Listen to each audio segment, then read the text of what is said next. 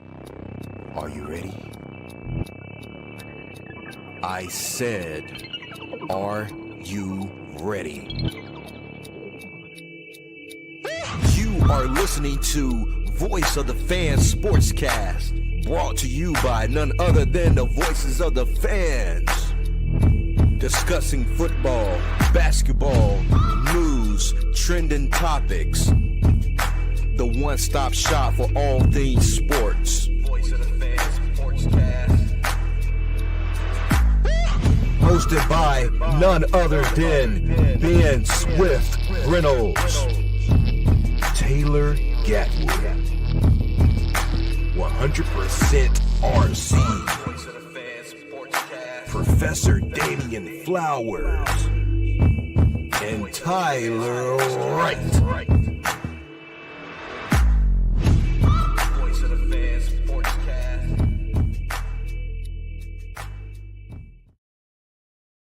Hey guys, welcome to another great episode of Voice of the Fan Sportscast.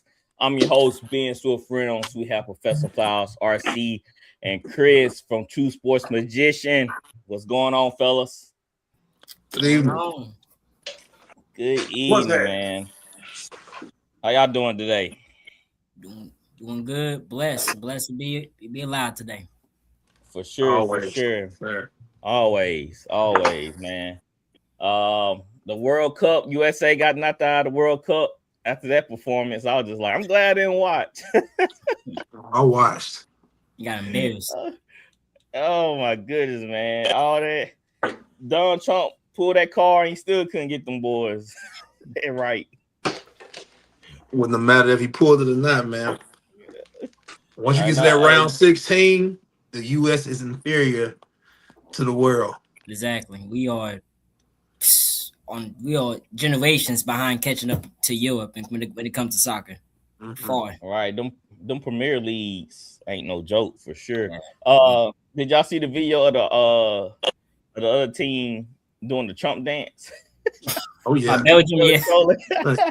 You know, we haven't beaten Belgium in 96 years. Jeez. Ain't surprising. They ain't surprising. So I hope none of y'all didn't Ain't that where Belgian coffee come from? Waffles. Belgian waffles. Okay. Something came from over there. I didn't know neither one. Never heard How of did Belgian you waffles? know that? Never heard of that.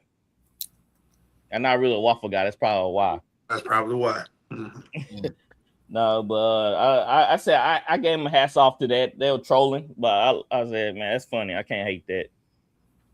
So, man, we're gonna dive in. If y'all new here, like and subscribe, share with family and friends. We appreciate the support.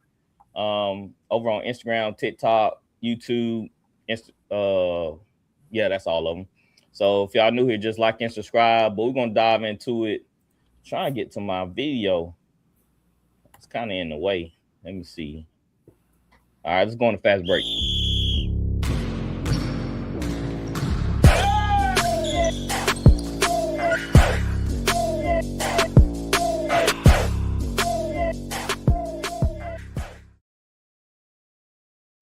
All right, man. We're gonna start off with LeBron talk. It's only right. So he didn't come out and say anything.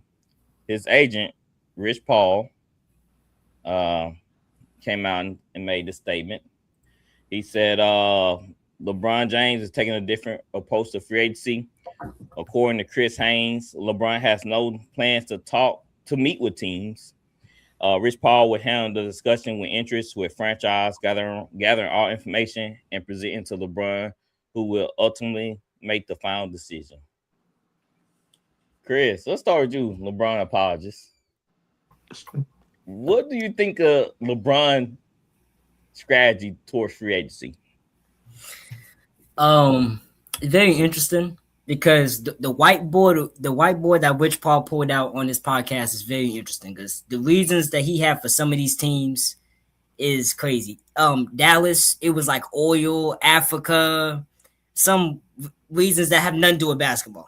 Nothing to do with basketball. So that's the kind of head scratching part. But the way Bond's going about this, obviously he's gonna make a big thing about it. I don't think there's one specific team that Bond could just fit right into. because a lot of teams that were candidates for LeBron had to make big changes for him to come over there, and obviously got to make a big sacrifice for only 1 year, and 2 at max they're gonna get out of Bond. So, all this being said, I really do hate to say this. Bond's best interest is to retire. Don't go to the Cavs. Don't go to the Warriors. Just retire, man. Because if he goes to the Warriors, I can't defend him no more. It's gonna be crazy. His legacy, it's gonna be wild. Because how in the world could he go to the Warriors after he played them 4 times in the finals? It is in bad taste, in my opinion, though. I wasn't expecting hearing that from Chris. I thought it was more of our RC tape. Yeah, we'll give Chris a round of applause. Gotta be honest, man. Hey, gotta be dead honest. It's just a bad here, Chris. Here's a round of applause for you. There you go, buddy. Thanks for saying that. All right, RC, what's your thoughts on LeBron approach to free agency like this? I think guy got to be the center of attention. That's, egomaniac. I think he's a great player. I think he contributed a lot to the league. His legacy is cemented. There's nothing else to prove. But I think he has to be the center of attention. Like, bro, you're holding up free agency, bro. You're holding up free agency. Other guys need to sign. Other guys need to figure out what they're going to do, where they're going to land. Anywhere he goes now is going to tarnish his legacy because Los Angeles have those similar pieces. If you go to Philadelphia and you play with that loaded roster, are you really going to be the focal point, or are they going to say this is LeBron James-led team? You're just going to be along for the ride. If you go to Golden State, like he said, your rival, you had so many battles, that'll be like Isaiah Thomas going to the Lakers or Michael Jordan going to the Pistons. It just don't make sense. At this point, it's just not knowing how to leave the game that you love. We've all been there. Those last few days or last few years of figuring out what you're going to do post whatever that you was passionate about. And that's where he at. It's time to let it go. And I'm glad to hear a LeBron fan who actually speaks the truth. Some of them feel like he got 5 years left. He could, look at him on the Bosu ball doing he got 5 years on. He look better than the average 41-year-old. Bro, that don't mean nothing because the league is getting younger and it's a young man's game. And dude has accomplished everything. So I'm with you, brother. It's time to move on. Flowers, you feel the same way too, man? What more can I add on to that? I agree with both of these gentlemen. It's time for LeBron to go. Of course, this is his last hurrah to control his narrative. He's been controlling his narrative for 20 plus years now. So this is his last hurrah. If we're going to play the game of him going somewhere and picking, I wouldn't. If I were the Sixers, I wouldn't want him. I think there was a report that said it was between the Sixers, Heat, and the Cavs, if I'm not mistaken. He's not going west. I don't see the point of him going to Golden State, honestly, now. That some moves have been made, and it's clear that, someone like LeBron probably needs to get out the West if he wants any chance to compete, if that's really what he wants to do. I mean, I just think it's LeBron, like I said, just wanting to be the center of attention. He's holding up free agency. A lot of people just waiting on him to make his move. He know where he wants to go. I'm not about to sit up here and believe that they're going through all these options, and that stuff has already been laid out. But I do want to say something that Rich Paul did that hadn't been talked about. Why would you put on a board of stuff that doesn't pertain to the NBA as far as land and oil in Texas? Isn't this the same thing Kawhi Leonard's going through right now, being paid under the table? So I don't think that was a good idea on Rich Paul's behalf to do that. But that's just me saying that. But yeah, it's kind of interesting how they trying to spin it. Last row on TikTok said T-Wolves are in the mix too. It just feel like, to me, it feel like the decision. When he went to the Heat, when he was trying to come out and say what team he was going to, it feel like it's another approach to that because you already know where you want to go. You already know what you want to do, what type of organization you want to deal with, and you just screen it along. I feel like you didn't want to break the news because the World Cup is going to overshadow your news. Yep. The 4th of July holiday, everybody doing their own thing. So I think it's just about him and his ego again. Same thing with the Lakers. And at this point, he just stroking his own ego. He just, like Chris said, go home, man. It's time to go home. After a while, nobody wants you. And That's how it is. The Spurs came out and said, "Nah, we ain't pursuing LeBron." And I think there was another team that came out and said, "Nah, another contender." So what's the real deal here? LeBron should have stayed with the Lakers. Listen, man, LeBron has earned the right to go out on his own shield and do what he wants. He's earned the right. Kobe did it. Others did it. But I feel like LeBron's best route should have been retired with the Lakers, finish there, because really and truly at this point, moving your family, it's retirement or Cleveland. I think it's Cleveland. I think that is the perfect ending to the story. Go back there one more time and go out that way because you move into Philly, you're going to go to Golden. It just don't make sense, man. I think LeBron have always been going to Cleveland. I think it's Cleveland. And y'all remember last week I brought up him going to Golden State, and we were like, well, it's a rival, and that's what I think too, man. It's like you're going to Golden State to play with another superstar, Curry, and it's just like it's too much, man. Just go home. You play with no superstars in your whole lifetime, and let your career be the end of that. But what else do we need to see? But I wouldn't count out Golden State either because LeBron wants to play with Steph. But I saw something where they were talking about the amount. I've spoken to Flowers about this and others about how many people, all-stars he's played with. Man, it is crazy. It is crazy the number of guys he's played in their prime. At the top of their game and didn't come away with more, trophies and rings. I don't know how much more help you need, mate. Mm-hmm. I don't understand the search for. He's good. LeBron was not the problem with the Lakers. Him and Luka were good. It was more of building around them. But hey, what do I know? So who are these players that LeBron didn't capitalize winning a championship off of, and they were in the prime? Okay, so where you want to start? I want names because LeBron won everywhere he went besides that first thing with Cleveland. Okay, Luka. Yeah, but he ain't win with Luka, yeah. He didn't win with Luka, but then also you went down to Miami and you got to pick your groceries. Okay. You came with how many you came away with? You actually got a guy out of another city in Ray Allen and brought him to Miami, who helped you win a championship. You played with everybody. The amount of players he's played with, he should have more jury. But not only that, if the guy that he's supposed to surpass is only had Scottie Pippen, can you imagine giving Michael Jordan? Watch this. Hey, can you imagine giving Michael Jordan Charles Barkley at some point? Can you imagine giving him Karl Malone, the best of the best, just running them through there? Hey, you go play with the Knicks. Give him Shaq. Go ahead, Flau. I'm gonna give him Shaq, give him Patrick Ewing, give him somebody like that. I mean, honestly, Bond really only think about this. The Bond's best teammate of all time is probably D Wade, and D Wade. That I don't know. I mean, that's debatable. D Wade, Luka, AD, whoever you want to say. Kyrie Irving too. But D Wade only had about 1 to 2 years in his prime whenever LeBron was there. He was done after that 2013 finals. 2014, D Wade was cooked. He was injuries and no. D Wade did nothing in that finals. And we could go to the stats. He did nothing that 2014 finals. You want to know the funny thing about that? LeBron projected that because he's well calculated, and that's why he went back to Cleveland because he's seen the writing on the wall for that. And then when he go to Cleveland, who's in Cleveland when he show up there? A fresh Kyrie. They got the number 1 pick that they traded for Kevin Love. Love was there, yep. And then when he goes to the Lakers, who's there? Who gets there? Who? Anthony Davis, who can't stay healthy. It don't matter. It don't matter. He's one of the now it don't matter. AD can't play no. I'm saying. Well, hold on. Wait a minute. But if you take AD away when it was just LeBron and the toddlers, he couldn't pull them through.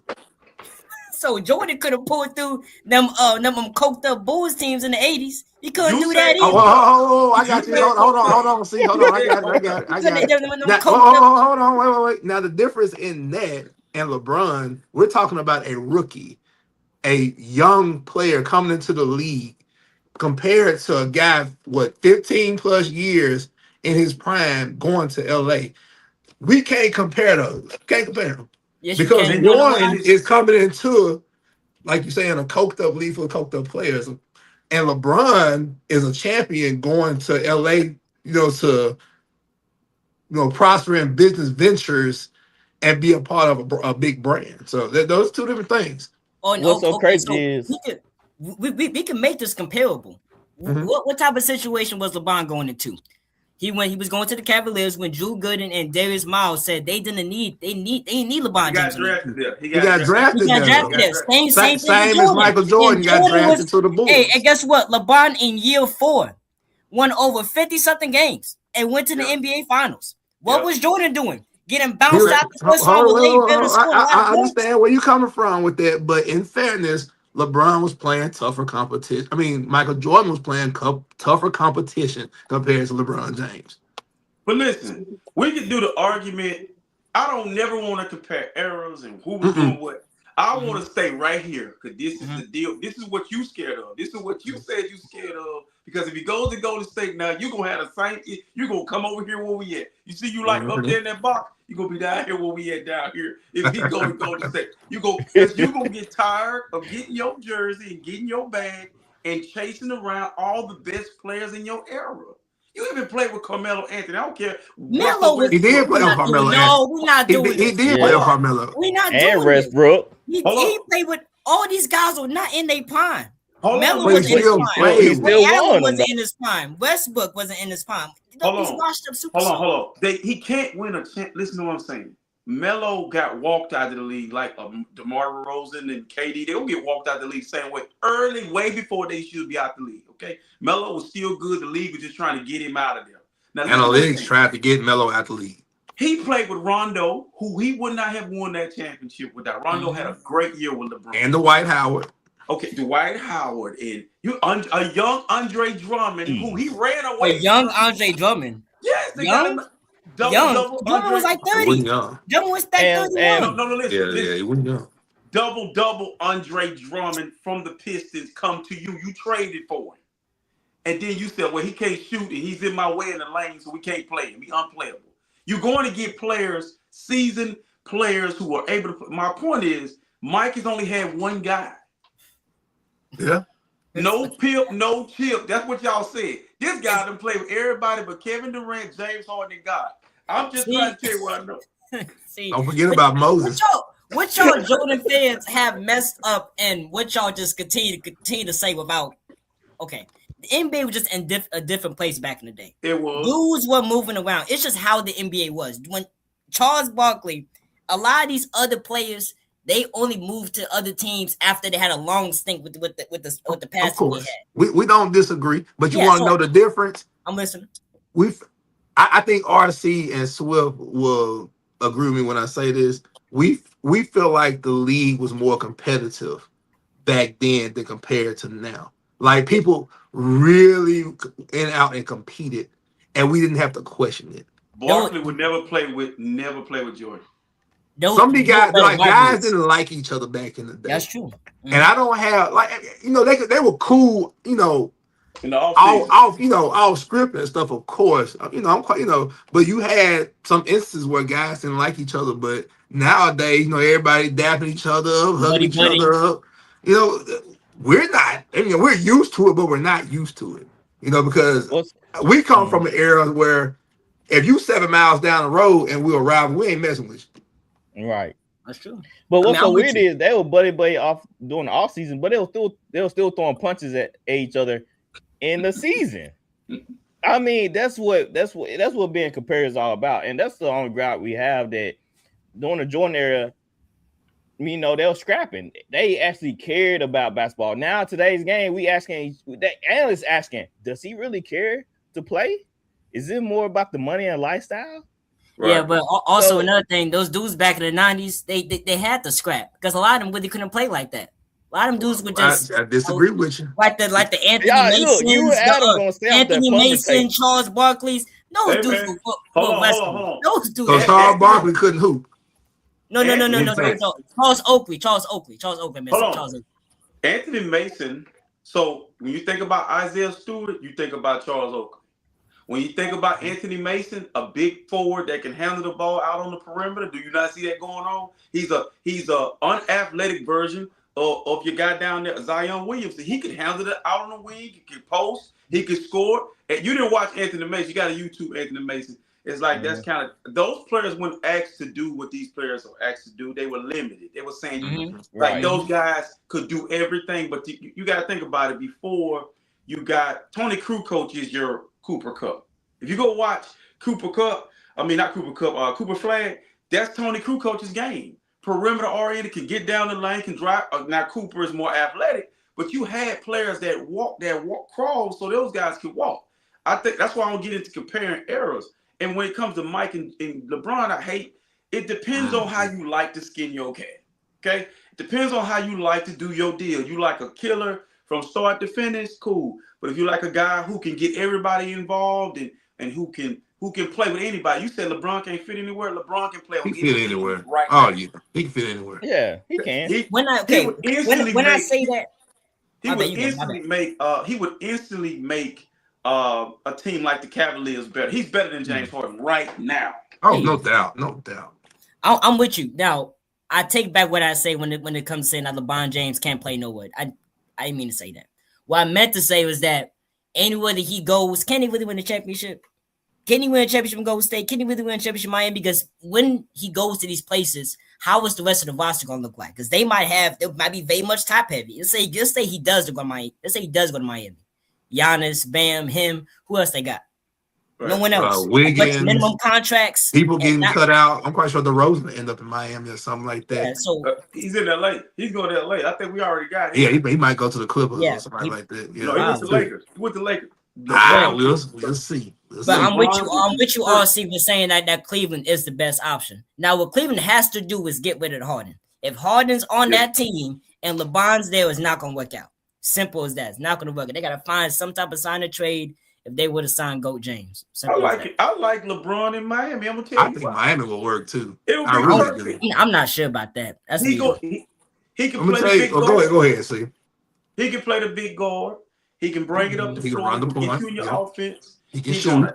He's going to settle you down. He's a better shooter than he was the last time he was in Miami. He know the game. Giannis and him together, they're smart. You know, I think LeBron, what he has at that age and at this point in time, that's why he's able to still play. That's how I know this league is a little watered down. Because you got a 41-year-old who can really still play in this league. Because he's smarter than everybody. So you tell me that the league's watered down because the older guy can still dominate? Yeah. He's smarter than everybody. Jordan was 41, average 20 points. Not another game. But look, LeBron, listen, dude. Before we move on. Put LeBron on a bad team. He ain't gonna play the whole year. Jordan played that whole year on a bad team. Yeah, a bad team. If LeBron got to play on a bad team, he exit door left or right. Yeah, he like, give me to the championship team. I want to win. You know, do you not blame him? I mean, I'm 41. I'm not gonna be out here just to play. I'm gonna be out here to win. I agree. Again, well, that's why he left LA, because there was no possibly human way they were going to win with him. It's very much true. Yep, that's true. All right, let's move on. Jaylen Brown was traded to the 76ers. The Celtics still leaking out information. They analytic team. They said that the reason why they traded Brown because he was taken away from Jason Tatum. They said when Jason Tatum touched the ball around 40%, they win most of their games. So that was one of the stats that came out about it. Go ahead, Flowers. Don't they realize Jaylen Brown was in those 40% of games Jason Tatum was playing? Exactly. I forgot the stat they released when Tatum was out. They had not so good record. I forgot what was the stat, but that was the Celtics releasing analytically. But that's unfair, because if you put what he just did in a complete season, not to where when Tatum was out piece by piece, you can't compare that. That's uncomparable. We seen what JB did without Jason Tatum for a good bit of the year. It's just obvious. I mean, if you take out a top 15 player from your roster, you're not going to perform as well. I mean, that's just obvious. I mean, you take off Jason Tatum off that team not good. It's as simple as that. Not as good. Right. When he was the main focal point. I think it was just all about, money. They had too much money tied up in two players. I think that's what ultimately came down to. Just say it. Just say it. The whole second I don't know why they thing, just can't say that. The whole second apron thing when it comes to the cap is making these teams move off players quickly. Well, honestly, it's messing everything fault. But you know what Boston should have did though? Yeah. If you're going to move off a player that's making that kind of money, And if you're gonna trade him to Philly, you get back the young investment. That should have been VJ Hedgecock. They should have got VJ. If you're gonna trade that, and that's probably what's gonna happen. With this second apron stuff, when they trade off these big assets, they're going to go after the young up and coming asset to try to get some value, out of holding a $60-70 million man. I would. I don't Because understand. Go ahead, my bad. there you go. You Go go ahead, RC. I don't understand the urgency to break it up because of money. I mean, the way the NBA is. So this is why I have a problem with this league. And I had a problem with Shaq and Kobe. And I love the way Pip and Mike figured their stuff out to stay together to win as much as you possibly can. I don't think people are really, locked in to want to win championship. I think Wemby is. I think Jalen Brunson has that mentality. That's win as much as we can while we together. It don't matter who team it is. Let's etch our names and and get our names in NBA glory. Like these guys don't care. It's like they just focused on it's individualism. It's about who team it is and who doing what. They're better together than they're gonna be apart. It's just and now that you got this guy in Philly with a group of guys who got the same personality, Boston might fall back now because. Boston, to me, Jason Tatum, I had the Achilles. Now, he's an elite athlete. I was never the athlete that he is or was, but you're forever changed. You're never going to be the same. It walked Richard Sherman out the league. It destroyed a lot of people's careers. And in basketball, man, I just don't think he'll be the same player. I'm going to choose a guy coming off an injury over a guy that's healthy and proven. It's just a stupid move, in my opinion. I'd have kept them together. They just had to figure it out. So the only problem I have with it, they sent them to the East, the 76ers. The team that knocked them. Yeah, the team that knocked them off. In the division. Yeah. That's stupid. That's a Jaylen Brown. That I never seen that. Somebody trading a star to a rival. And then they get close to them out. They got Paul George. How many picks they get? Like what, 3? Four. Four. Still, that's not worth what Jaylen Brown is. So Jaylen Brown was honestly, no one likes Jaylen Brown because the way he acts and the hairline thing, and it all went downhill when it comes to him streaming, with him talking too much. That's when it all went. After that game 7 against the Sixers, start calling out the refs. Oh, y'all gonna call this, call that. Teams look at stuff like that, and that's just bringing unneeded attention and media towards your team and bringing bad blood that could possibly boil into the locker room. And I think that could be a big reason why the Celtics traded him, but they could have easily got more. Yeah, that the cap, his being an advocate. I mean, it was stuff just piling up on him, screaming like you mentioned. And the Celtics like, yeah, we definitely going with the quieter guy who's not bringing much attention, who just going to work and just play ball. And then you got people, or then they're saying Peyton Pritchard supposed to take a step, and things like that. They compare him to Jalen Brunson. Oh. They say can't take the Jalen Brunson. And this is I'm not disrespecting Peyton Pritchard. I think Peyton Pritchard's a pretty solid player, but that that Brunson comparison, he's not Jalen Brunson. But and we only one Peyton we acknowledge, and that's Peyton Manning. Peyton Hillis, Peyton Pritchard. I ain't doing it. I know for a fact in my heart that is. I don't care. That's you saying that's another direct indication that you are honestly admitting to making a mistake. And listen, Jaylen Brown is also too black. He culturally connected.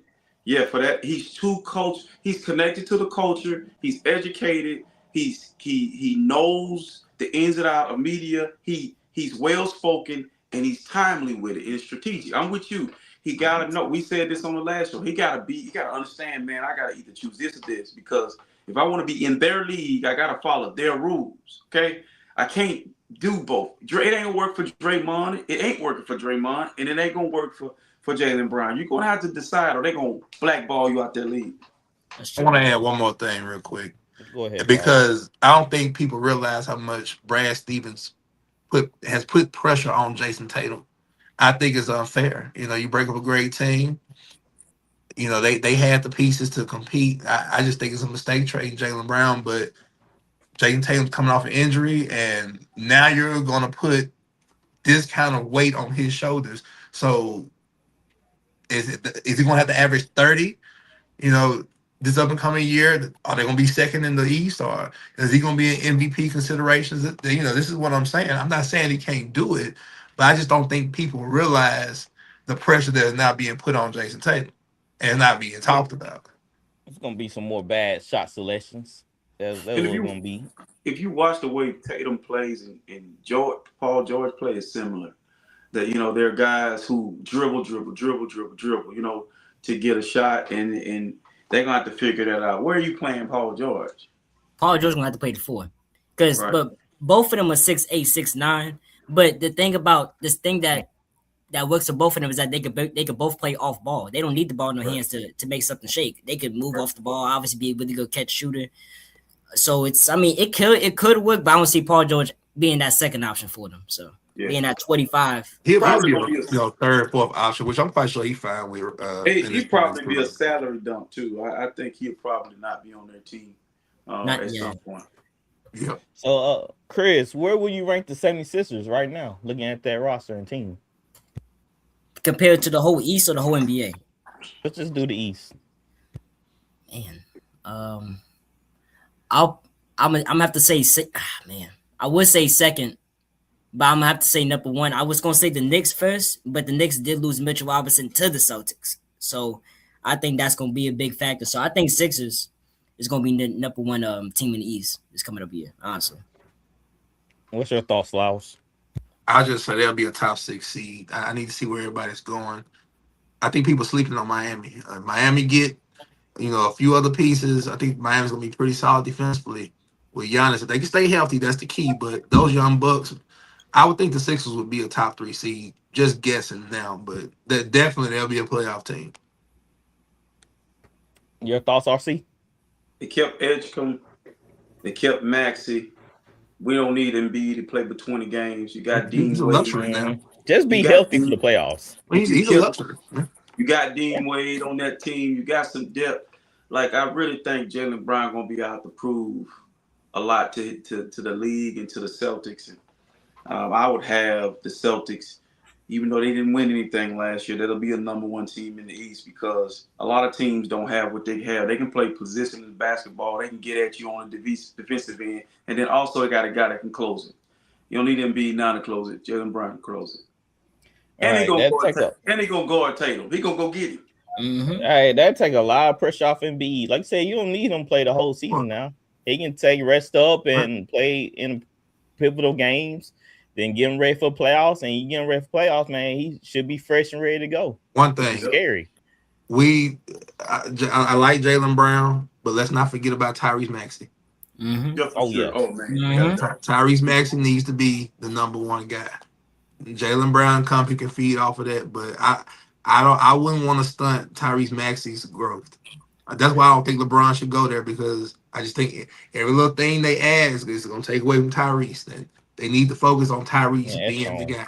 Well, how about VJ Edgecombe? This might stun his growth. Yeah. It's a chopper order is what I'm saying. Yeah. I think, Tyrese 1, Jaylen Brown 2, VJ, that's the chopper order. 1, 2, 3 right there. But who needs to be the facilitator? It's going to have to be Maxey. It has to be. But you know who Jaylen Brown, and this is no disrespect to Jaylen Brown. He's more Pippen than he is Jordan. He's more Kyrie than he is LeBron. He's more, worthy than he is Magic. So go back to all those guys I named. Just go in there and do all the other stuff. Okay? Mm-hmm. Scoring, you're gonna get your points. You can get points like I coach. I tell players, hey man, you can scoring is the easiest part of basketball. It's the other stuff. Okay? You ripping Tatum out there while you're out there on the perimeter with the ball, go get a layup, that's 2 points. You just scored. Okay, you back on defense now. It's rebounds and timely this and that. He don't have to just go over there because I'm not worried about Edgecombe because he can do Edgecombe can run the floor. He's a very active player, and we Rebound, know he can do it all. we're not gonna rely on Embiid. He ain't gonna be there all year. We're gonna need Edgecombe. Embiid ain't gonna be there all year. I know this for a fact. Might not be there much longer. It's to the point now. I wouldn't give a damn if he played or not if I was a Phillies fan.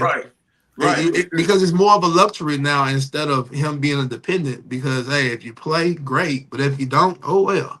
Well, Also, another thing with Edgecombe is that Edgecombe doesn't really have an ego right now. Jaylen Brown can mess around and have an ego if he's not getting the ball too much. You know how he could be sometimes. So he could catch an ego, but I'm not getting touches like that, and Max is getting every single touch. So that could come out to be something going on in the season. But how Jaylen Brown need to play this. He need not, like RC mentioned, he need not worry about scoring, about being a man. Just be you, just fit in. Right. This was a playoff team before you. You an add-on. Yeah, they beat you. So like play your role, do all the small stuff, and all the things come to you. You know, a leadership, most guys, they think that they got to come in there and take the leadership role. No, it's given to you. People follow you after they see you, how the way you carry yourself and how you play. So Jaylen Brown, I won't worry about being a leader, about being the guy. It's about, this is a team right here. This is a team, especially with how Massey carry himself. Go look at Kawhi Leonard in Toronto when he had Gasol and Lowry and Siakam, how he had played that perfectly. He was understood, don't have to be explained. They knew who the guy was on that team, but Kawhi defended and did everything he needed to do, but in the clutch, they handed him the ball. Tyrese Maxey shoot too many threes from the perimeter to me. He going to have to ring that in, or they going to stay in transition running. The scoring guard always pisses me off or aggravates me because you hate to have a scoring guard, you need LeBron. See, LeBron was able to let Kyrie be that scoring guard, and LeBron ain't gonna check, it ain't gonna fool with LeBron's ego. I want to see how Jaylen Brown handles a scoring guard. It's completely different. That's true. Hey, that's tough. LeBron was able to do it because he very extremely unselfish. You don't have to have the rock. Right. But exactly. If it's one coach that can do it, it's Nick Nurse. Yeah. For sure.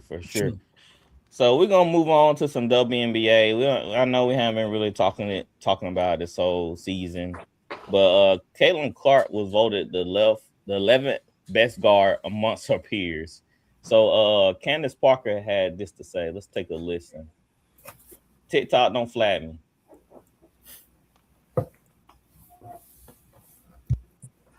Kind of crazy. Like, I wholeheartedly believe that there needs to be some rules with the WNBA players because this is getting out of hand.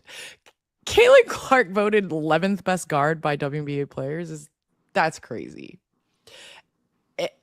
Kelsey Plum finished 12th in player rank, but she be percolating all over your defense. You be chasing her downhill off screen. It's unserious work. It's kind of crazy. Like I wholeheartedly believe. I think people need to look at themselves in the mirror and realize, like, man, you got some insecurities if you sitting down and putting Caitlin Clark as the 11th best guard. Like, wow. Y'all need to go to a therapist and figure out what childhood issues you have. Because if you're sitting there and looking at yourself in the mirror and putting her as 11th best guard, and you're putting you as 8th best, like, come on. And Kelsey Plum is the 12th. Now, maybe games because she's been hurt. This is crazy.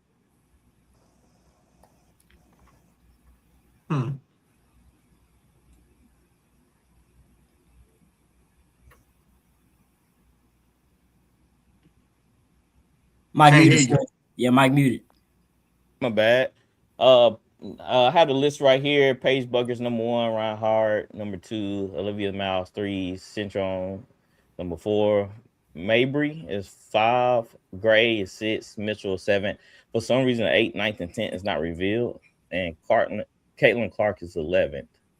RC, man, what's going on here? What's your thoughts? There's a saying, jealousy and envy bring upon hatred. Yeah, that's what this is. And this is an issue amongst women.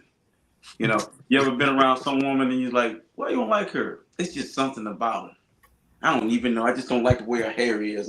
She just thinks she's better than it. Be nothing. Okay, and in this case, her and Angel Reese are catching all our hell, but they saved your league.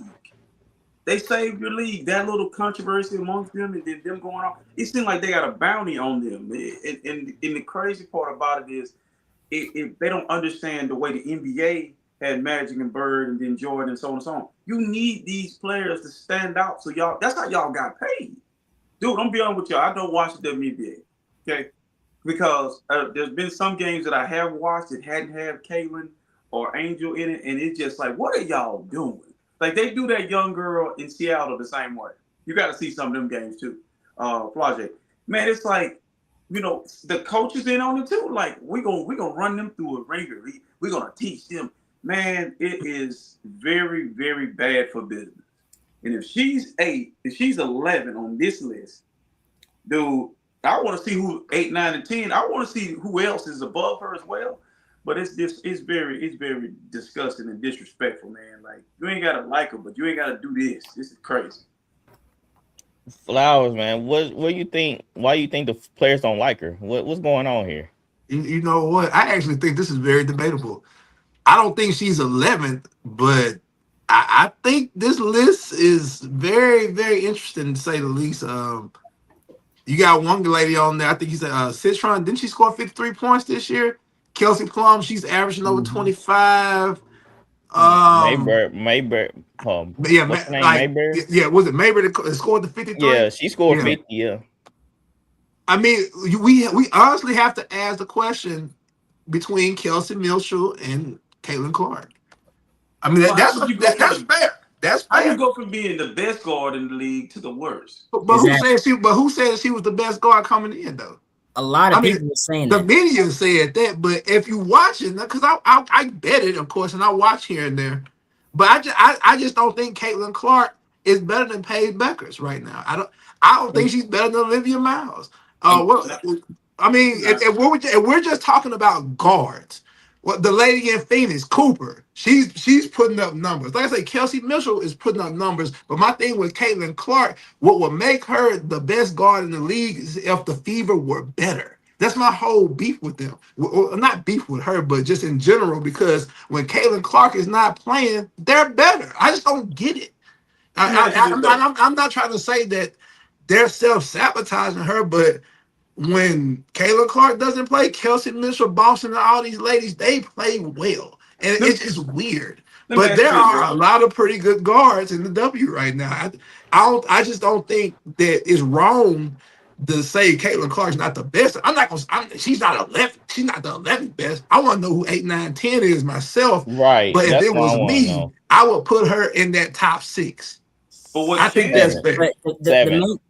The main thing is that with all this is that when Caitlin first came into the league, they was hosting her as the savior for the WNBA, and the players didn't like that. They don't like that at all. That's why that her rookie season, this past season, they kept hitting her 24/7. Every clip you saw was her getting knocked down on some type of dirty play.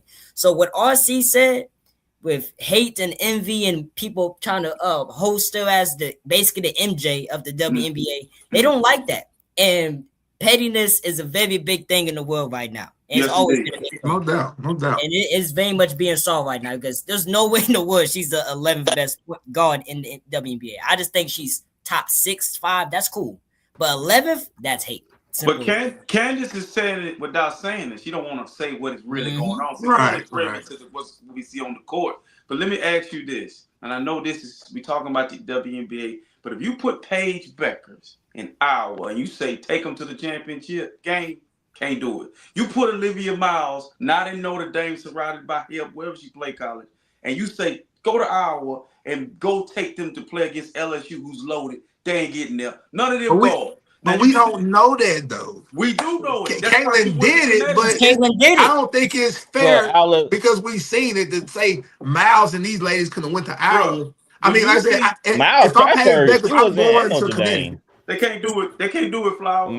Notre Dame is not. Notre Dame has had success, of course, but they played a lot of championship games. They can't do it. Paige Burke's team was loaded. Paige Burke's team was loaded. They can't do it. They cannot do it because Caitlin Clark, that is bottled up. I watched Stephon Marbury do that with Georgia Tech. I watched Allen Iverson do that with Georgia. You can't do it. You're not gonna do it. And it ain't a knock on them, but they chose to go where there was a lot of help. Those teams are better, right? So South Carolina player, the girl that was playing, the big post player that played. Aaliyah Boston. Not Boston. I'm talking about the one that played. The lady was Angel Reese in Chicago. Cardoso. Cardoso. She really good with really good players. Take her and put her by herself. It's a different person. Okay. The issue Clark has is I'm in a league where the league is got something on me. Same with Angel Reese. The league got something against and the players in the league. So the environment is toxic. I can't play the game or the style that I want because when I shoot a basketball, you're impeding my progress. You're standing where I land my feet. You know I like to shoot that shot. So when I look at the other girl scored 53, okay, she don't have the same pressure. Nobody's guarding her and knocking her around and saying she ain't really good. She don't deserve the hype. It's different, man. I can't do that. I can't do it. And I don't believe that these people, Paige Beckers especially when you come, they be loaded. Of course. Because you see what they did to Van, what's the last night? Can't say her name. That went from TCU to LSU. Van Lith. Henry Van Lith, yeah. We watched her out the league as if she can't play, and we know she can, right? So I don't know. They doing that to a lot of women too. Like, they doing that to a lot of women. Who did they cut the other day? Kennedy, yeah. In their league. You saying they're not good players?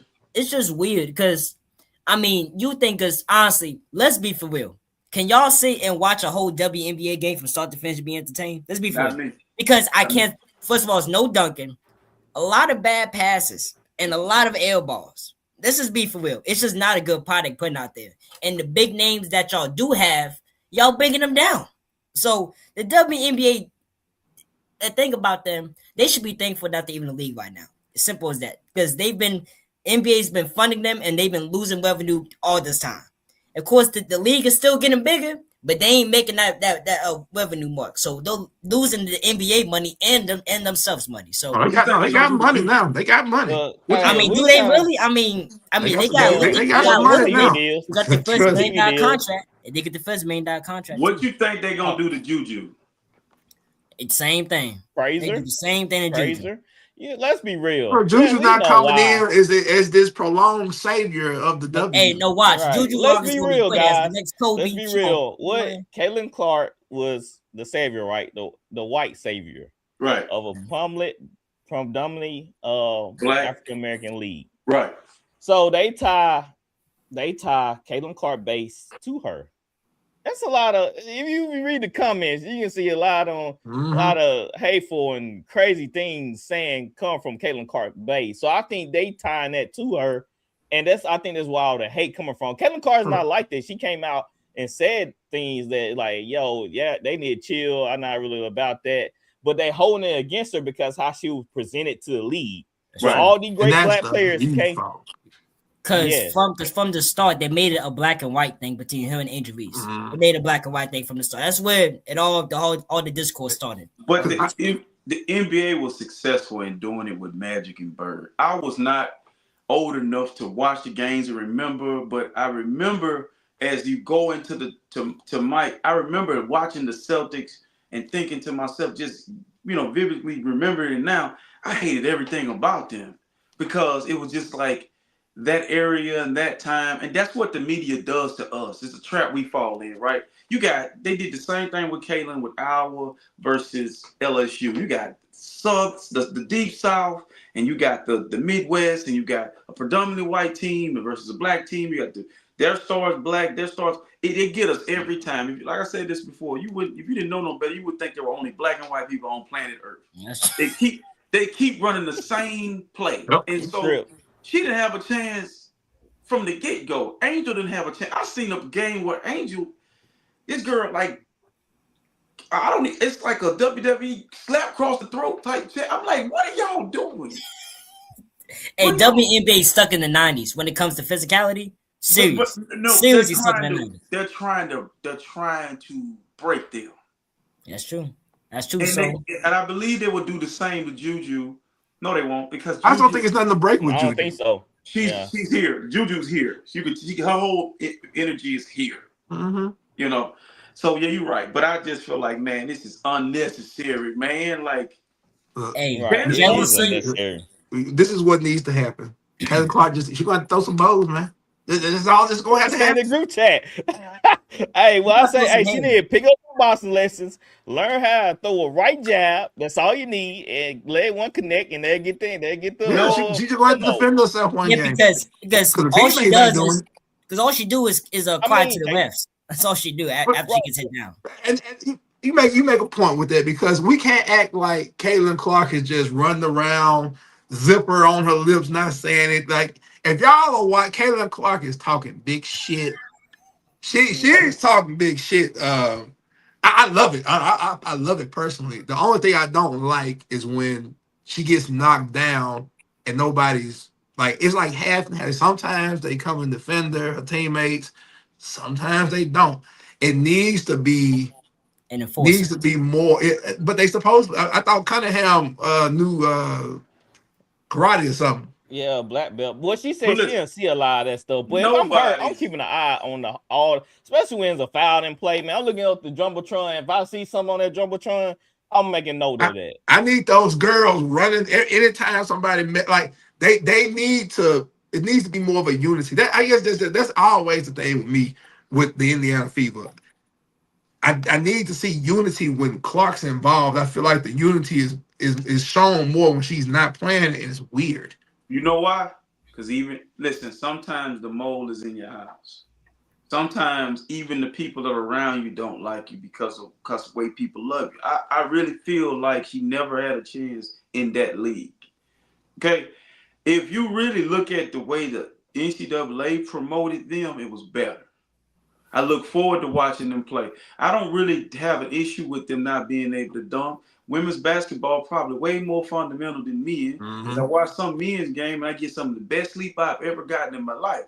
I will tell you the issue with this brand, the WNBA, the scheduling of the games, the what you did with the tempo. And Randy, I don't know if you watch it. That's got to be the ugliest. Them colors don't tie into Toronto at all. Like, come on, man. You could have got some of the Raptors color or they could have did the same color scheme. Yeah, that maroon and white. You could have stole from the Vancouver Grizzlies. Did whatever you want to do. You could have did something more. Blue is a color in Toronto.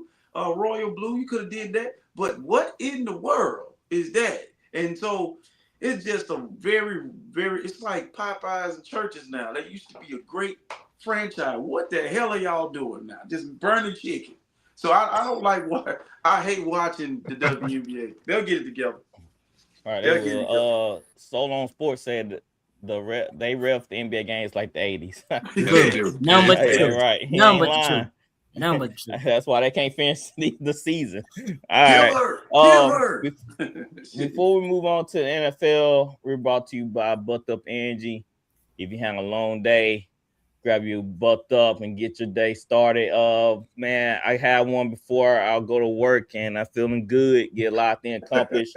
Had one before the podcast. This is why TikTok is getting you, bro, right here. Because you out here, you still in sex in the can, bro. This is why TikTok getting you, bro.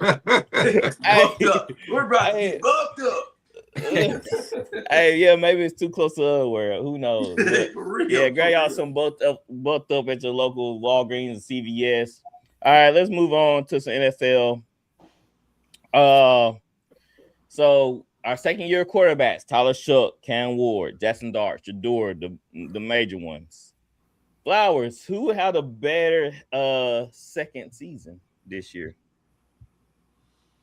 Oh, we just talking about overall success or just let's not do teams because I feel like there's someone got better situations than others. So let's go their season success. I think it's gonna be a split between Tyler Shough and Cam Ward. And we're just talking about individual quarterback success. Tyler Shough will be in the second year in a system, and also Cam Ward familiarity. They've added talent, so I think those guys take a jump.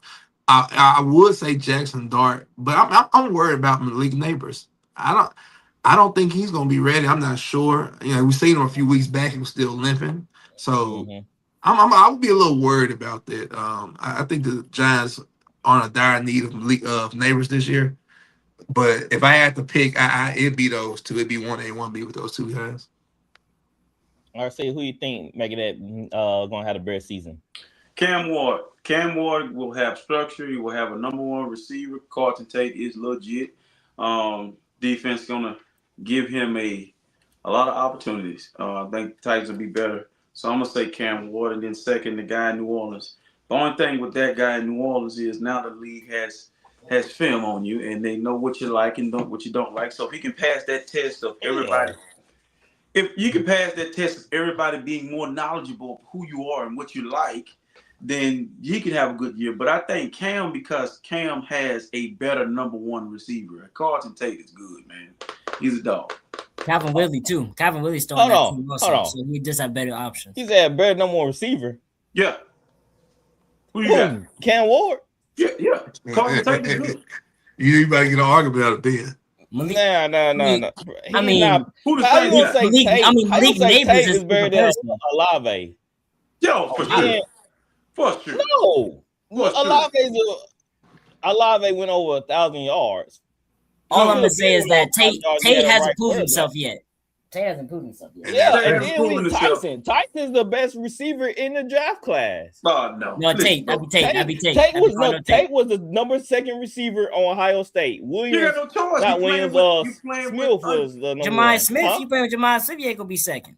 You gonna be second. With Smith was number one. Tate was two. Yeah. He was second behind Harrison. Tate was easily better than Tyson, in my opinion. I thought better than Tyson. I most definitely thought Tate was the better polished. Most definitely. Easily better. Tyson have better hands. Okay, he can catch the ball at the high point. Olave's Tate smaller. is fast. I think Tate is a little bit faster, but still, Tyson's that he go get it. Olave is smaller. He's injury prone. His helmet is too big. His legs are too. You want me to keep going? He has concussion problems too, right? Concussion problems also, right? Yes. That's another thing. Bro, he got the biggest hospital helmet balls was the problem. His helmet too big. I don't know who fitting his helmet. Like little giants. Way too much padding. Hey, that's right. Shout out to Terry on TikTok. Saint Super Bowl contenders. Yes, sir. That's right. Yo, man, you get started now. You cannot say Tate is better than Olave. That's crazy. You just can't do that. Okay, it's an Ohio State receiver. You got an option to take Marvin Harrison Jr., Tate at his prime. Can't take Jeremiah Smith. My guy down there in Tampa Bay. You got my guy in New York. Jake the Jets. And you got my guy in Seattle. You taking Olave over any of them? You taking Olave over any of them? Olave, man, they'll compare Olave to JSN. So, you crazy? Who said that? Who want to know who said that? T-Sweat. Hey, don't worry about who. Just know that. Anonymous. I couldn't. There's what in the world? Because Olave, we serious? Because JSN is the best receiver in the league. Man, JSN made a huge leap. Olave could make the same leap if he had the right quarterback. I'm all ears. The same person who said Jaylen Brown was the ninth best player on his team said that same shit about Chris, hey, you go ahead, Chris. Who has the best season, man? Cam Ward, no question. I don't believe in Tyler Shough at all. Shedeur might not even start. It might be Deshaun Watson. Shedeur might not even start. Jackson Dart, don't believe in him either. The hyping him up. I knew Jackson Dart. I had a feeling Jackson Dart was going to be a big star in this league whenever he went on the little show with John Gruden and they went over like what was the like how'd you snap the ball? Snapped it once. No cadence, no nothing. just no. And I just think him and having Cam Scatteroo next to him in New York is just a bad. It's just not gonna work out. I just don't think it's gonna be that good. But Cam Ward with the Titans, I think Titans all moving in the right direction. Cardinal Tate and Calvin Ridley. I do think that he has better options and a better stability when it comes to the other team, the other quarterbacks. So I might disagree with that. I would take the Saints receivers over the Titans. I mean, I would say. I mean, get this. I'm gonna pick Cam Ward no matter what because Cam Ward's the best quarterback out of all these quarterbacks. We beat him last year. We ain't talking about it. It's true. Yeah. It's true. So what are you talking about? We had the best. Everybody beat Cam Ward last year. What you talking so what? I mean, so what you beat him? Everybody beat us. Look who's on this team. Exactly. That's why Tyler Shough gonna have a better season than Cam Ward. Tyler Shough was not good in college, and he ain't gonna be that good in the league. Tyler Shough was overrated in college. Come on, Tyler Shough was not that good. I wouldn't say he was not good in college. He was not that. Tyler Shough, any guy drafted before Shedeur. Crazy. Yeah. Trash. So listen. Well, y'all already know my answer is Tyler Shough gonna have a better season, a bit more weapons. ETN in the backfield, Kamara back there. easy dump offs. What you gonna say, RC?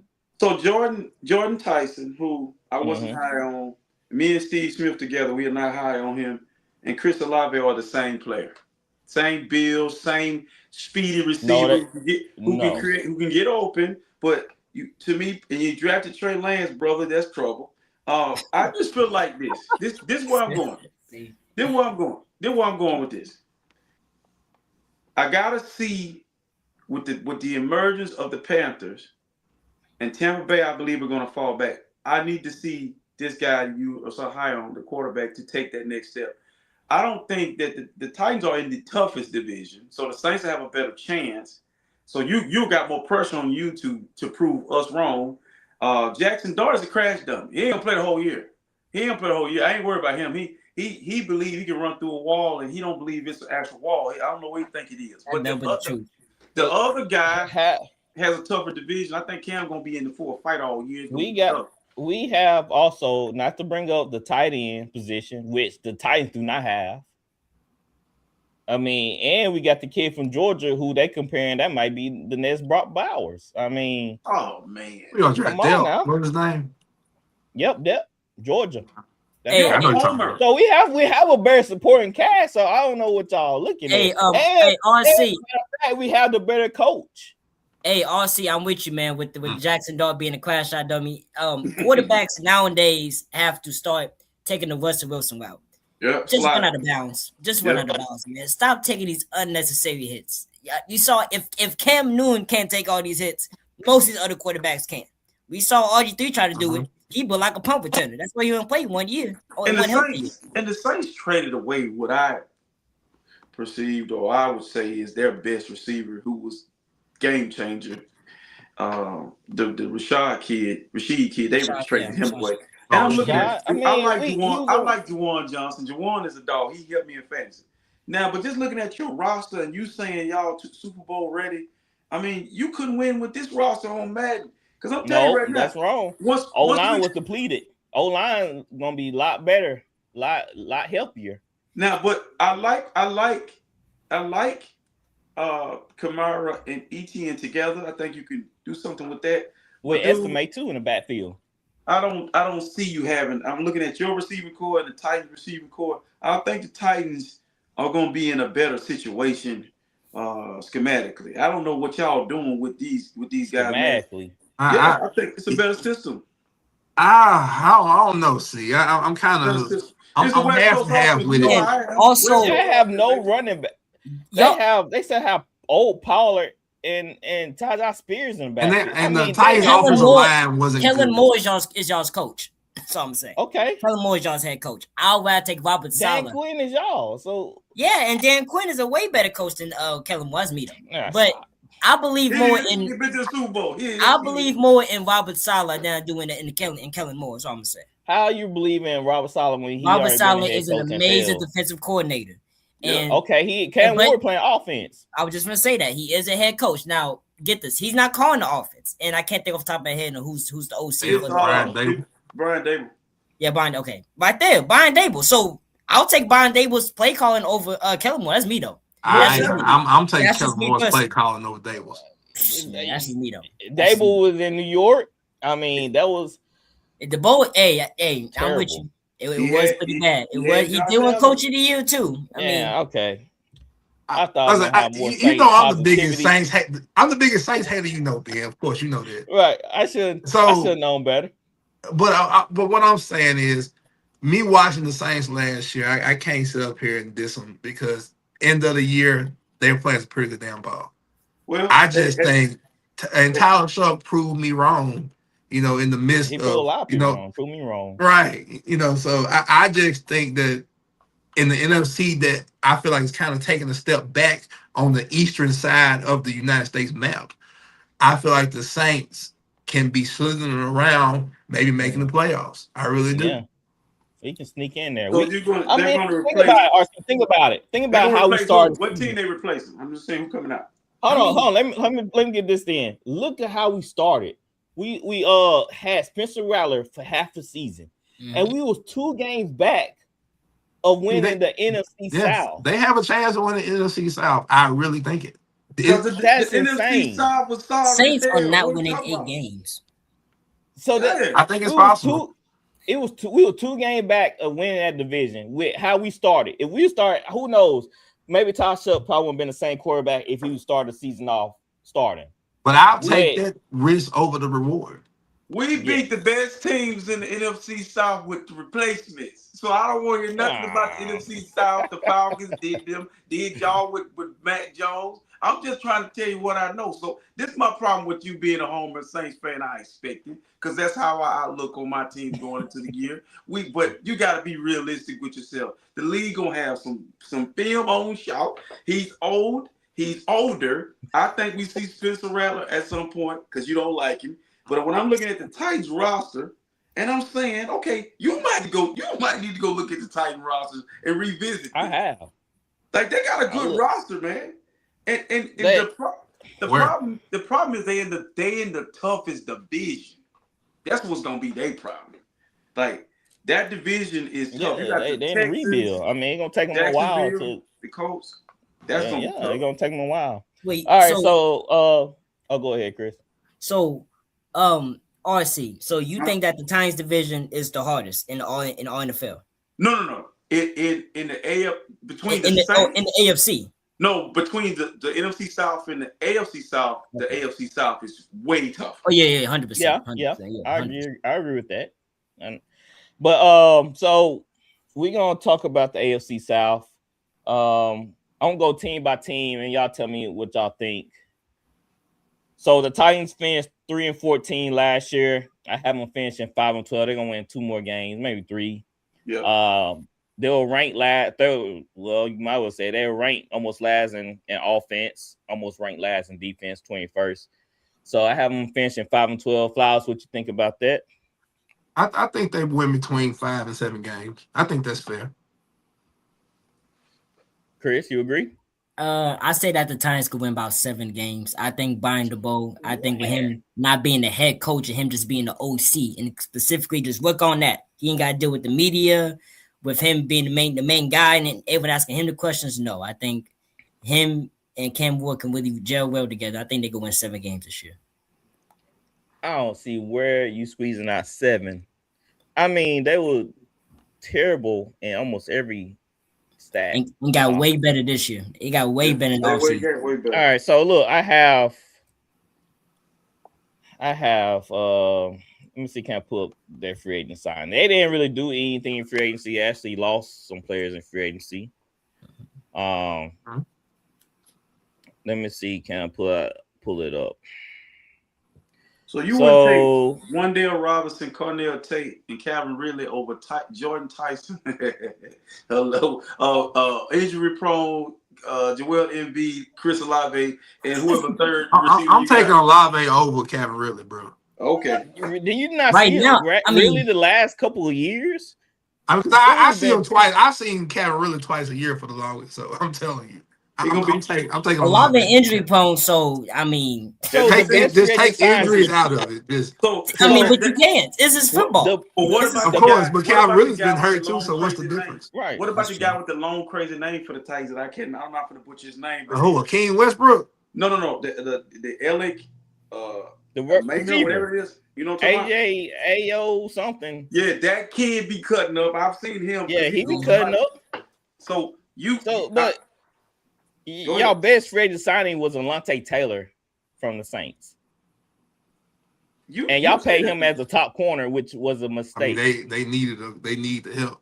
Yeah, then they had to overpay a little bit just to go They get need the help. Yeah. So they lost Arden Key. Hey, he's in Indianapolis. Yes. I mean, they didn't really do much. I mean, they did go get a whole new head coach. They lost a tight end. They lost Chig. I don't know how I say his name. They got the Dunham kid from Texas, so he'll step in.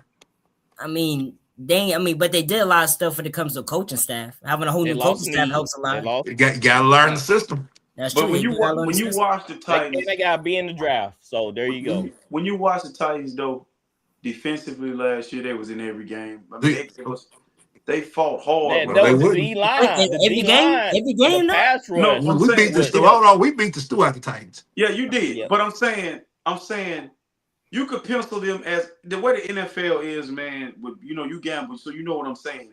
There are moments in those games like we should be up more. We should be. They got better as the year went by, of course. Yeah, so as the year Miss progressed, opportunities. it's like, man, it was getting harder and harder Mhm. to beat them guys. I Yes. really No, feel I like agree. Solid gonna get that together. I think he's gonna get them together. Which- The defense gonna be straight, but I'm not Dable. We're gonna see how he coach Cam Ward. He's not like Josh Allen. I just hope they don't run Cam Ward into the ground. Yeah, that's one.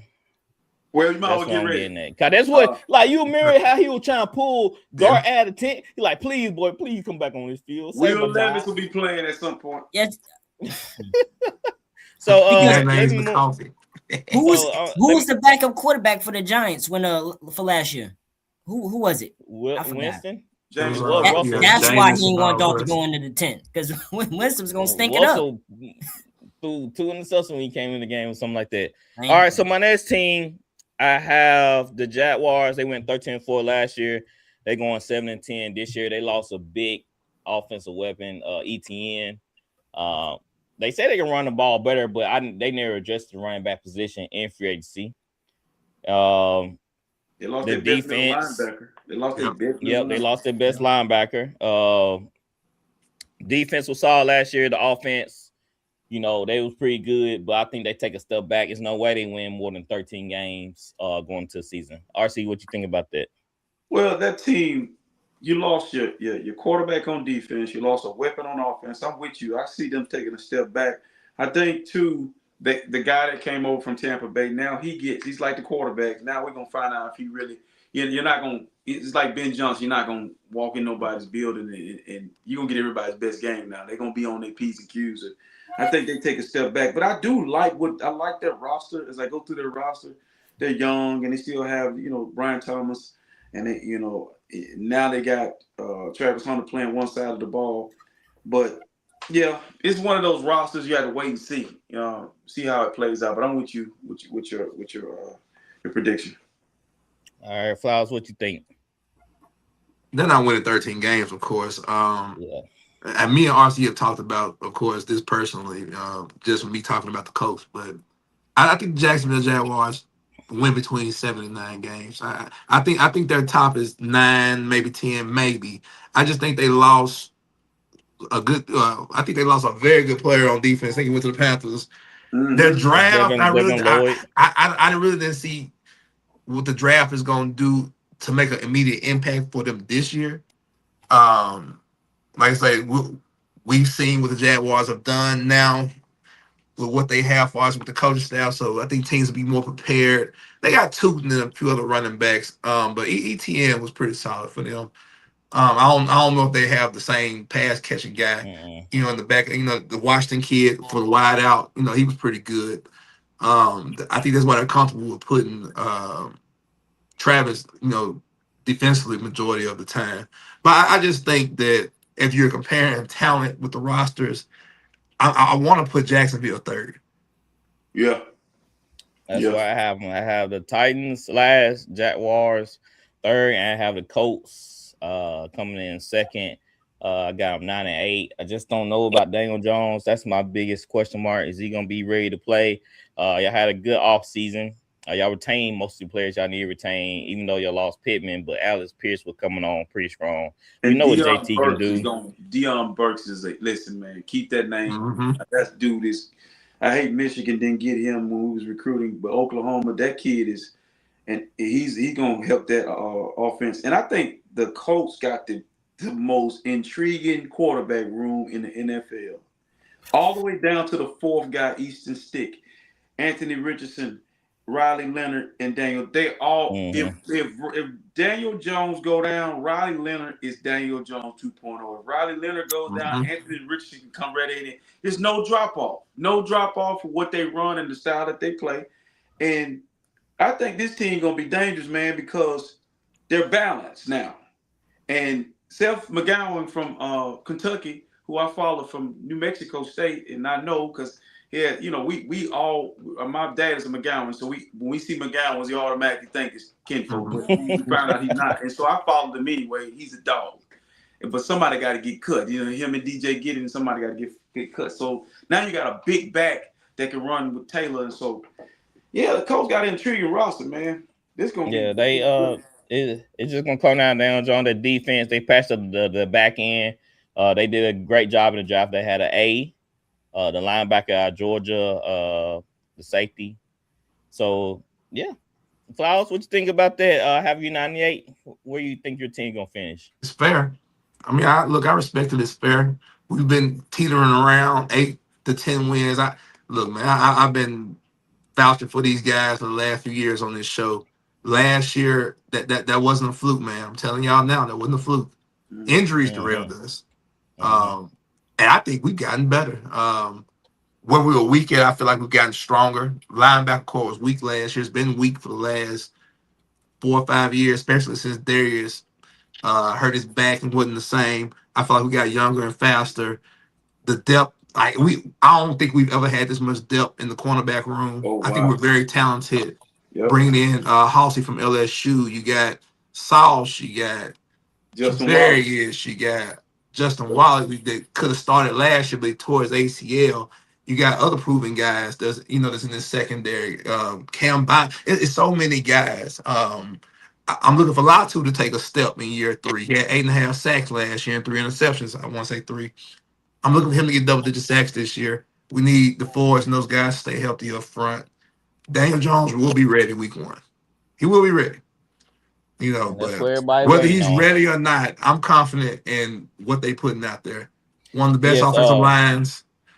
Tyler Warren's gonna take a big leap. I hate that we lost Michael Pittman, but I think Tyler Warren will become what Michael Pittman was and be more productive. So I think we have, if you look from the quarterback position to the punter, we have some of the best talent in the league. And I'm not ashamed to say that. I really think we stand out in a lot of positions in the NFL. All that besides the quarterback position. Y'all don't Daniel Jones was solid. Daniel Jones is not going to be y'all not going to win 10 games or 9 games with Daniel Jones. If Daniel Jones don't get hurt last year, we might make a run to the Super Bowl. Because that might sound crazy. He started good. He started playing bad. Let's not forget before he broke his leg. He was hurt. He broke his leg. Well, he played on a broken leg. He had one bad. Yeah, he was hurt. He was dealing with towards Achilles ankle. Yeah, Achilles. Yeah. But I want you to understand this. Look at y'all's roster now, specifically quarterback room. RC went over it. Anthony Richardson, Wadley Leonard, Daniel Jones. Mm-hmm. No. Those 3 quarterbacks are just not getting it done. So you can't duplicate what he did. I seen Riley Leonard come in and bomb the Houston Texans. I seen Riley Leonard come in when Dan Jones tore his Achilles and damn near could have won that game as the Jacksonville Jaguars. If they don't bring Phillip Rivers in, I think Riley Leonard could have did the job. They took Phillip Rivers to Seattle, and Seattle could not touch Phillip Rivers. They should have won that game. Think about what he's saying. They lost their leader in the midst of battle. They were undefeated, flatlined, and they were hurt with injuries. They were 8-2. Yeah. When Daniel Jones broke his leg, they lost their last 6. So this is what Daniel. They coming back for blood. This is what Daniel Jones was finna do. The Seahawks and the Colts were mirror images of each other. I'm talking about they was on they had already played in Seattle, but they got the quarterbacks that everybody said is done. You had Darnold, who was a castaway. You had Jones, who was a castaway, and they went to the right systems and it fit. Daniel Jones is in a perfect system. I can run pass. I got all these different options. I got a tight end I can lean on. The talent that he had in Indianapolis last year, he never had in New York. And he took a New York team to the playoffs that only had Saquon. Okay? Mm-hmm. So when we're looking at quarterback play, y'all know I'm always erring on the side of quarterback. Even my guy in New Orleans, I just yanking his chain. Quarterback is a very hard position. If you have any success, it's not by accident. The defense is really good, bro. So I think what I'm saying with Riley Leonard, they got the best quarterback room in their division. The Texans got Davis Mills and Graham Mertz and C.J. Stroud. If he go down, they see no. Yep. If Daniel Jones go down, Anthony Richardson is biting at the tip to get back in the game and show I can still play. So, and the thing is, though, Chris, too, I was the biggest Danny He really was. I was the biggest Daniel Jones hater there was. So with me saying 9 wins and what I saw last year, I don't think it was a fluke. I think they put him in the right situation, and he took every moment that came about. He took advantage of it, and you saw him use his legs and he used his arm. Man, there was some throws he made a tight throw. I think him and Shane Steichen were wonderful together last year. Him and Shane were wonderful. And it was almost like Sam Darnold. You know, they just put these guys in the right situation, and it made me kind of rethink some of my stances on Darnold and Danny Downs. So I think that the coach did a great job with him. And even Vegas have them at 7 wins. I think that's a give me. I think that's going to be on my ticket for my NFL futures over 7 wins, so, of course. When I see Vegas at the coach, the only reason they got him at 7 because they trying to see what Daniel Jones looked like off an injury. That's the only reason why they at 7. The defense is solid. The running game is top tier. The passing game is top tier. So they just went on the quarterback week 1. Again, they have all the tools. They have every single other position besides the quarterback position. Now, when it comes to Daniel Jones, do y'all really think that he could replicate what he did last year? Because what he did last year was magic. We saw Sam Darnold do it. I mean, why not? Why not? I think it can be replicated and duplicated, man. Now, understand. Now, get this. You don't have to have a top 2 quarterback to win in this league. You don't have to have a top 2. Now, you can have a great running game or just have a really good game manager. Now, the Colts could mess around and get hot. Jonathan Taylor could have an almost 2,000-yard season, and the Colts proceed to win 10 games. But I just don't think that the Colts could win a lot of games with the arm of Daniel Jones. He's going to have to be a game manager. He cannot win key games for the Colts with his arm by throwing like 35 or 40 times a game, which he doesn't do. But if they he did. Well, he's not doing that the whole season going to the playoffs. He's not doing that the whole season. We had to also look at. It's not about being a game manager or being a star player. It's about making the right plays, making the right throws, and he made those plays consistently. We averaged 30 points a game. Like I said, I'm one of the biggest Daniel Jones haters. So you don't think I wasn't sitting on my couch watching Daniel Jones throw the ball and say, "Oh, this is gonna be a pick right here. Oh, he gonna mess up sooner or later." And the dude never did that. I'm with you. I was surprised too. I'll give him credit. He played really good before he got hurt. He surprised me. Because I didn't like Daniel Jones. I gotta give him a little bit of faith. I gotta look. Soul on Sports said Danny Penny.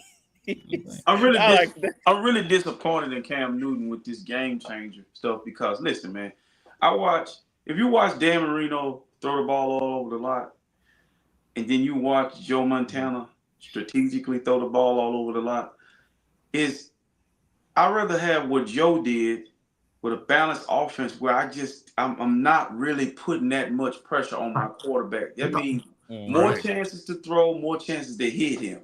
Okay. So what Daniel Jones has to do, he has to, like I said, make the big throws, don't make the big turnover.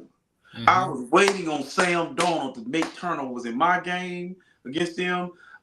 Even in the Super Bowl, I was hating on Seattle. Come on, give me that turnover. Come on, Sam. And he never did it. So in this league, all you got to do is be on the right side of wrong, okay? Do not turn that football over and give your team a chance to win the game. And that's all he has to do. So, off of that note, Vegas had the Texans at 9 wins. They went 11-6 last year. I have them about around the same. I actually got them 12-5. I think CJ Stroud is going to shake that off where he had. And the Texans have gotten better. And CJ Stroud's best friend coming back, Tank Dell. So I think they got a lot of things to work for. They also traded for David Montgomery, which is going to help out CJ Stroud greatly. So the number 1 defense plus an upgrade on offense, I think this team going to be right back at it. Chris, what you think about Texans 11? I got them at 12-5. Very big season coming up for him, especially for CJ Stroud. Obviously, we know he had arguably 2 of the worst games of his career. And even though they won that first game against the Steelers, wasn't pretty. And obviously they got played a really bad game against the Patriots. So, and with them making the moves that they did over the offseason and also having one of the best defenses in the league, I do think that Texans could possibly win about, I say by 9 games. At 9 at max on the high end. I think so. What do you think, Flowers? Vegas have them at 9. I got them at. Oh, I got them at. They went. My bad. I screwed that all up. They went 12-5 last year. I got them at 11-6. Mhm. What do you think, Flowers? Vegas got it right. I think the Texans are talented. Of course, I'm gonna sound like a hater with me being an Indianapolis guy, of course. But I respect opponents and I respect talent and respect teams, but they're hella talented defensively. I think it's gonna be between us and them for the division, like it always has for the past few years. I kind of think CJ Stroud, what we seen last year, wasn't a fluke. I think CJ not having an offensive guy is going to be the downfall of the Texans because they're only going to be able to do so much. And if CJ is not going to take the next step, they're going to be stuck in neutral. Yep. So I'll fall back on CJ. RC, you think CJ going to get it right, man? You know me. Turnovers in the playoffs? You know me. I'm a Michigan guy. And I haven't told y'all about them Ohio State quarterbacks, one read. And it's the league is what we've seen the last 2 years, Flowers. He's digressed. Yep. Tank Dell is not none of Calvin Johnson or T.O. or S. He might have lost a step, but severe injury. I'm looking at this roster, and on offensive, you can tell they got a defensive-minded coach because he really beefed it up on that side of the ball. But David Montgomery is a big, slow running back. He'll help him, but Woody Marks is the guy in that room that can take the top off. Can hit a home run. But then you get to the receiving core, looking at Tank Dell and Nico. Nico's my guy, Michigan guy. I really like Levi Bond out of Boston College. But my issue is what my guy said about Daniel Jones. CJ Stroud got that same disease, brother, because he's injury prone too, and he is a one-read guy. You take that first read away from him, that one he liked, that hot route on your Madden on your college football, that red one, you take that one away, he drops the ball, he brings the ball down, he holds it. So I don't trust that kid now, not because he's a Buckeye. It's because the league has figured out those types of quarterbacks. Those types of quarterbacks that played in systems where they had all that talent. God rest his soul. But the Haskins kid that passed away, he had the same disease. Okay? Them guys were cutting like deer, they always open. That's not happening in Tennessee, and their offensive line play has been horrible. You hear me? The last 2 years, they have had one of the, especially in the playoffs, it's like he had time to do nothing but hike the ball. So, man, I don't think these guys winning 9 games. And I'm gonna tell y'all something. Tennessee, one thing about Houston and Tennessee, they're mirror images of each other. That's true. And I think Tennessee gonna take Houston's spot because Houston, you gotta win when you're the most dominant team in your division, i.e. 49ers. When you are the dominant team in the division and other teams are injured and hurt, you gotta step through that circle. And they didn't do that. Dallas didn't do it in the East, and the Texans didn't do it in the South, and the other teams are getting better. The reason why the Titans, the Colts and Texans can duplicate what they did because of the defensive pressures. They got one of the best defensive lines in the league, and defense can do it all. They can cover flaws in offense. It's just like they was in that game versus Patriots the whole way. Even after CJ's terrible game, they were still in there to win it, which is insane. But so you can't compare two seasons. You're only as healthy as you are in that season. You never know what happened in this season. That's true. So when you're healthy, when you're as healthy as you can be, you got to walk through that because the following year, God forbid anything happened to any of those guys, they might get dinged up and injured. So Tennessee, the Texans have been relatively healthy, right? On that side of the ball, they're wasting. I think my Niners are doing. You're wasting the best years of those guys' career by not getting. To be honest with y'all, the Denver Broncos, the Texans, the Colts, these teams gonna make you earn it, right? But all those teams, the Colts are not gonna be injured this year. All right, the Patriots might take a step with AJ Brown. The Buffalo, it's gonna be a shakeup there. Somebody coming down, somebody going up, and they just added another really good defensive mind in that division. I think the Texans gonna have to score points so they coming down, and I don't see it on offense, man. I really don't. Do you believe in what you believe in the offensive pieces? I think they have the offensive pieces. I just don't think It's just CJ is the guy. Because you can't trust Ohio State quarterbacks. Justin Fields. You can't trust Ohio State quarterbacks. His rookie year was incredible. He just can't not know how to play anymore. Ben, this is the thing though, Ben, and this is where I don't mean to cut y'all, Chris. This is where I throw my red flag at with CJ Stroud. They had the offensive coordinator. Where is he at now? He was in Seattle, but he was in Seattle. Now he's with the Raiders. With the Raiders, yeah. Mm-hmm. CJ and that guy, terrible. We thought that guy did not know what he was doing, calling plays. He leaves, goes to Seattle. He wins the Super Bowl. Something's not right with that, y'all. Because you know why? They want to do like Belichick disciples do, copy and paste. When D'Amico goes to Texans, he brings the San Francisco 49ers, one of their, that guy wouldn't call him plays, but you think you can just bring him over there. You got to give him time to implement that system.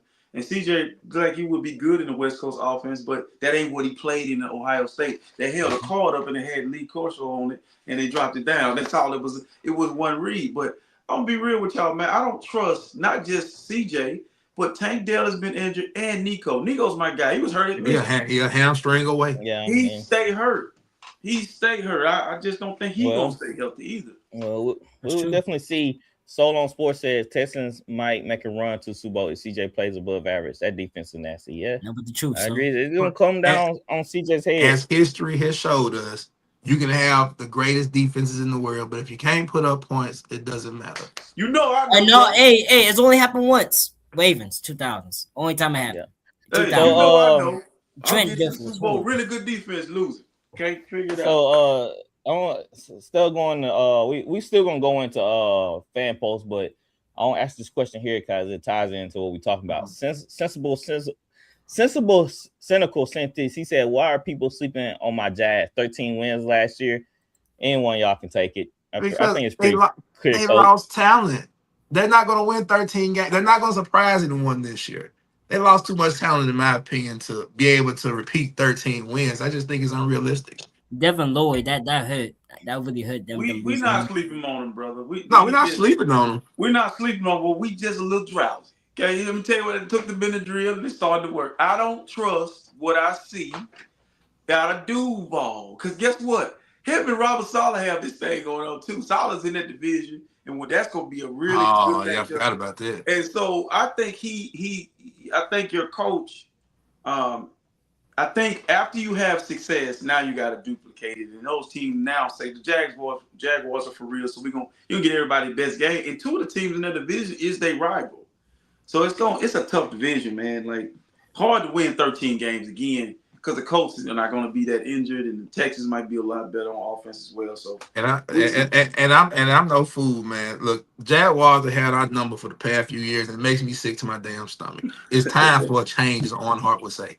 And also them losing Etienne. Can you depend on Trevor Lawrence more to make those? They got Truth and a few other guys, but are they going to be what Etienne was? No. It's a lot of questions.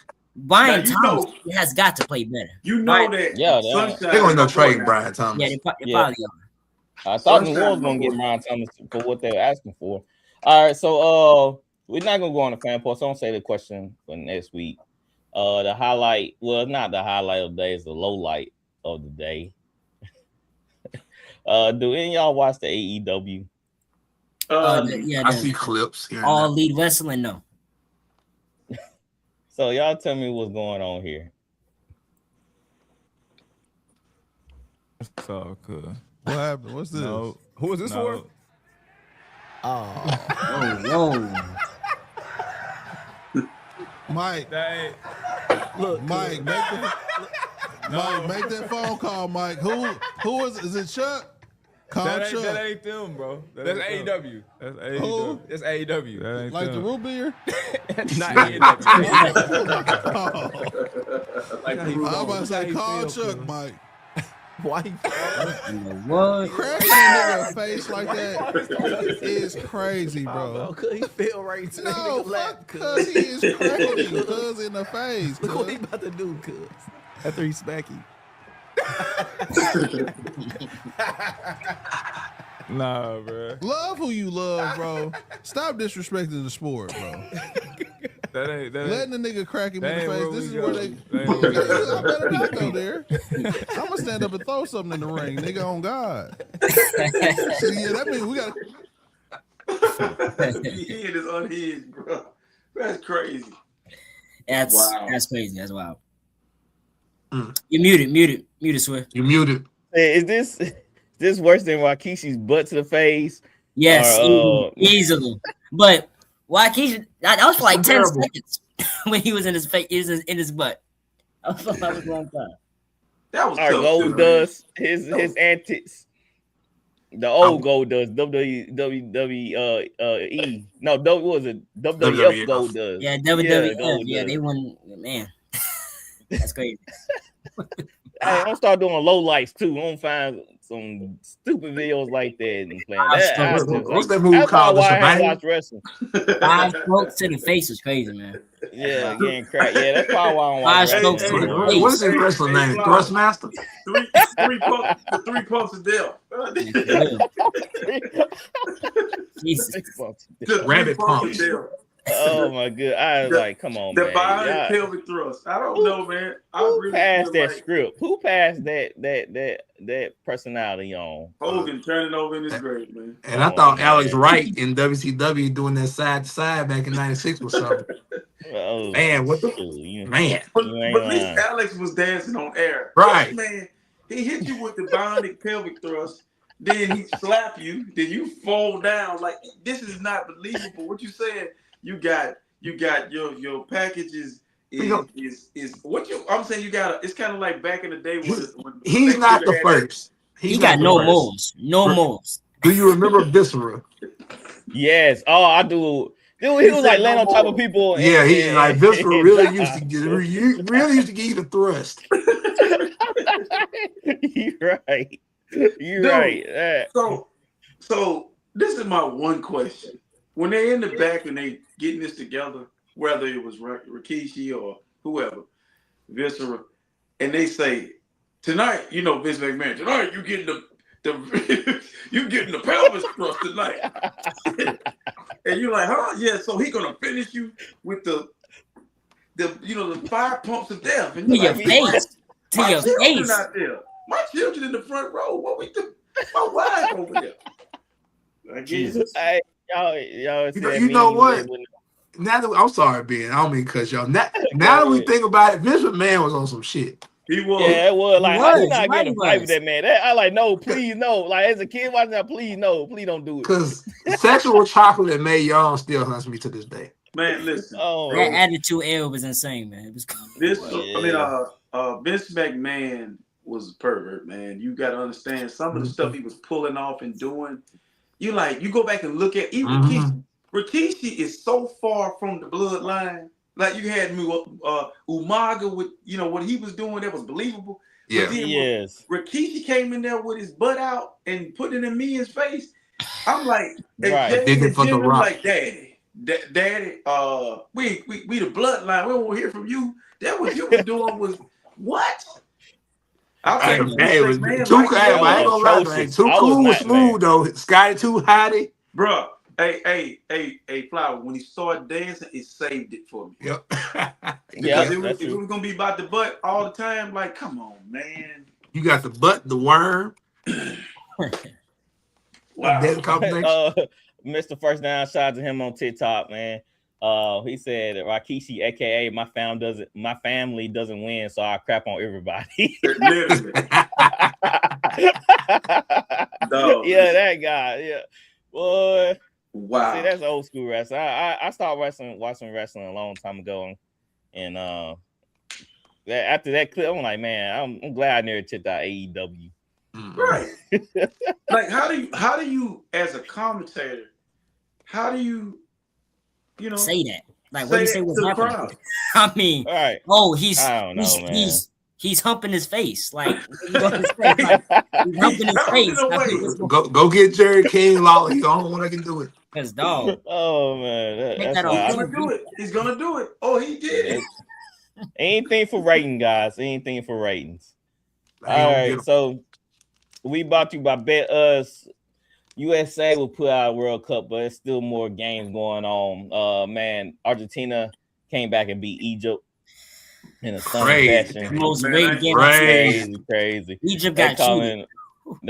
FIFA red and everything, but that's WNBA going on, Major League Baseball. I got a bone to people, Major League Baseball. Some crazy stuff been going on. But if you want to win some money, bet with Bells. I had a good week last week. I hit like 5 tickets last week. I haven't watched one soccer match, but when you just said Egypt, why I can't picture nobody from Egypt playing soccer. I just got to get it. Hey, Egypt got one of the best players in the world, though, in soccer. Yeah, Mohamed Salah. Yeah, so I mean, But I'm behind. Like, dude, people be, man, you check out soccer, man. I'm like, I just got, bro, take it easy on my just got the hockey. Okay, I just got around to hockey and understanding what's going on with hockey. So y'all bear with me, but people so disappointed in USA being eliminated. I'm like, I ain't seen the first match. So, maybe I need to peek my head in or turn it on and watch it, see what's going on. I think people they're upset because the World Cup is here and, they're invested, but you have to be realistic. If you're truly, I mean, you can know 2% of what's going on in the World Cup and know the United States, they wouldn't go too far. Exactly. I mean, USA, right. I think we'll rank 17th in the world rankings because 16th, 17th, yep. Something like that. We are so far behind when it comes to Europe and when it comes to soccer, man, because there's no youth soccer programs going on in the US. The whole nation is nothing. It's nothing compared to what's going on in Spain. Nothing. We are better with our hands. They are better with their feet. So, hey, since y'all brought it up, I guess I can go ahead and show the question. I'm not gonna play the intro for fan posts. The question was, if you had another chance at sports, would you give soccer a chance, or would you put your kids in soccer and hope they go pro? That's from Red Sports on Twitter. I would 100% put my kids in soccer. Soccer is a what like imagine putting from like the start, 6-7 years old. Because you could tell from the start if they could really become something. And soccer is one of those sports, man. Here in the States is gone to baseball when it comes to pay to win and pay to go all these different tournaments, stuff like that. It's kind of tough for families who aren't in certain spots financially to support their kids when it comes to soccer because how expensive it is. I mean, it's really hurting a lot of families' pockets for them to even try it to start out compared to Europe, where sometimes it's built in with the school, the whole soccer program. It might be free something, but it's completely different here in the States, man. I just don't see us catching up, honestly. Right. Here, I think I will give soccer a little bit more deeper thought, especially because you saw that one guy. He didn't only had 46,000 followers on Instagram. Next, he had 22 million. Oh yeah, the Cape Verde sport. So it's crazy. Shout out to Mr. First Down on TikTok, man. Appreciate the comments and the support. Catch him, follow him, guys. But that's gonna be in for us. Hold on, you didn't ask me and Flowers if we would play soccer. What we do? What you gonna do, Flowers? RC, we already know your answer. Look, I would put my son in soccer. Honestly, I think that it's something interesting because especially if you're looking at football nowadays, man, with CTE and ALS and stuff like that. We gonna get CTE. We playing basketball and football. I ain't gonna do it. RC, just think about it. The pro soccer players, they usually go to a prestige school. Listen. I mean, we're not. They don't have the right setup over here. We're too invested in football and basketball and baseball over here.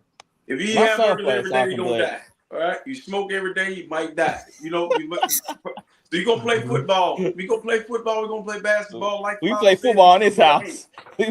We men in this house. Hey, listen.